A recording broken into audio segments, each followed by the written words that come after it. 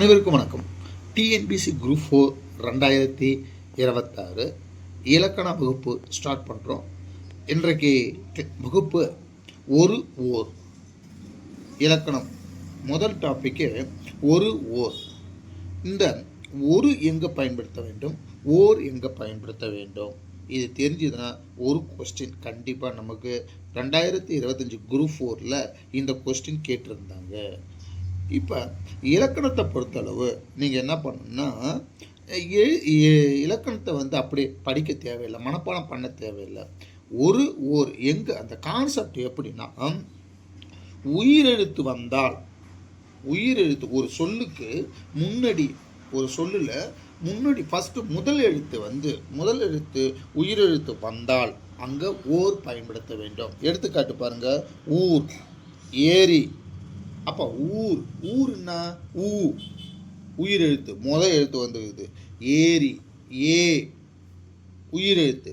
அப்போ ஒரு சொல்லில் முதல் எழுத்து உயிரெழுத்து வந்தால் ஓர் பயன்படுத்த வேண்டும்.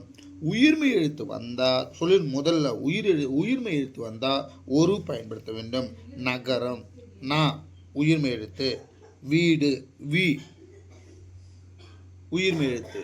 அப்போ உயிர்மை எழுத்து வந்தால் ஒரு பயன்படுத்த வேண்டும். இப்போ நீங்கள் ஒரு நாளைக்கு ஒரு கொஸ்டின்ஸ், இப்போ நமக்கு 100 கொஸ்டின்ஸ் தமிழில் கேட்குறாங்க. அப்போ இலக்கணம் ப்ளஸ் இந்த தமிழ் பொறுத்தளவு இலக்கணம் ப்ளஸ் மனப்பாடம் பண்ணுற மாதிரி இருக்குது. இப்போ ஒரு சில இலக்கணமெல்லாம் கான்செப்ட் படி இருக்குது, ஒரு சில இலக்கணம் உங்கள் டாபிக் பார்த்தீங்கன்னா மனப்பாடம் செய்ய வேண்டும். அப்போ நீங்கள் செலக்ட் பண்ணி ஒரு கொஸ்டினாக நீங்கள் படித்து அந்த மார்க்கை கன்ஃபார்ம் பண்ணிக்கணும். இப்போ இந்த ஓர் கண்டிப்பாக ஒரு கொஸ்டின்ஸ் கண்டிப்பாக இருக்கும். கூற்றுக்காரங்கள கேட்டிருக்காங்க 2025 குரூப் 4 கேட்டிருந்தாங்க. அப்போ இந்த மாதிரி டீட்டெயில்ஸ் படித்தா நீங்கள் ஒரு இந்த இலக்கணத்தை நீங்கள் அப்படியே படித்தா மறந்துடுவீங்க. அப்போ எடுத்துக்காட்டு பார்த்தீங்கன்னா, ஊர் உயிரெழுத்து வந்தால் ஓர் பயன்படுத்த வேண்டும், உயிர்மை எழுத்து வந்தால் ஒரு பயன்படுத்த. இந்த ரெண்டு தெரிஞ்சதுன்னா இந்த கொஸ்டினை எளிமையாக போட்டுடலாம். ரைட்டுங்களா? பாருங்க, ஒன்று என்பதை குறிப்பிட்டு ஒரு என்ற 2 சொற்கள் பயன்படுத்தப்படுகின்றன. இந்த ஓர் 2 சொற்கள் பயன்படுத்தப்படுகின்றன. உயிரெழுத்தில் துவங்கும் சொல்லுக்கு முன், அதே மாதிரி டீட்டெயிலாக கொடுக்குறான் பாரு. உயிரெழுத்து துவங்கும் சொல்லுக்கு முன் ஓர் பயன்படுத்த வேண்டும்.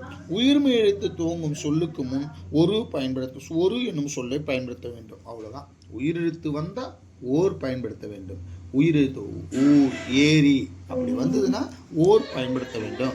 உயிர்மை எழுத்து வந்தால் ஒரு பயன்படுத்த வேண்டும். கண்டிப்பாக இது ஒரு கொஸ்டின்ஸ்.